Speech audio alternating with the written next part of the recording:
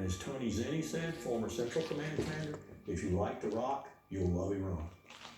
That is a 10 to 14 year, $3 to $4 trillion invasion, at the end of which the world, Western Asia, will look not much different than it does right now.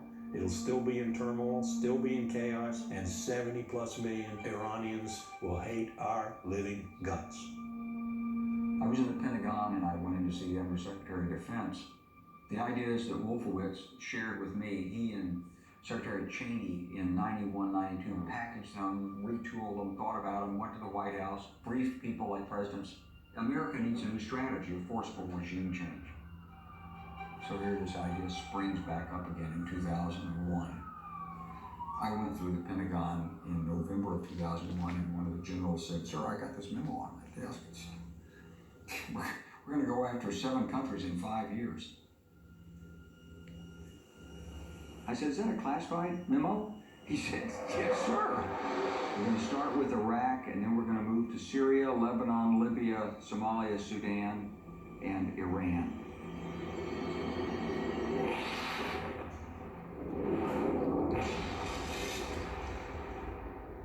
I think it's highly probable the administration has already made the decision to go to war against Iran. There are already U.S. troops inside Iran. I want to repeat that. There are already U.S. troops inside Iran. The U.S. has long had its eyes set on trying to impact regime change in Iran, and much of what you've seen the U.S. doing with regards to Iran has been on a covert level. We've seen a report in the New Yorker by Seymour Hersh that a U.S. source told them that U.S. Marines were operating in the Baluchi, Missouri, and Kurdish regions of Iran. Have you ever heard of that report? I've never heard of the report. I've never read the article, nor do I intend to.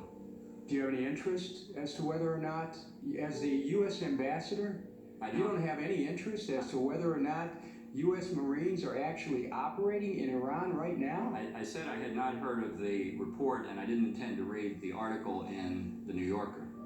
If I gave you this article right now and walked it over, would you look at it? I don't think so, honestly, Congressman, because I don't have time to read much fiction.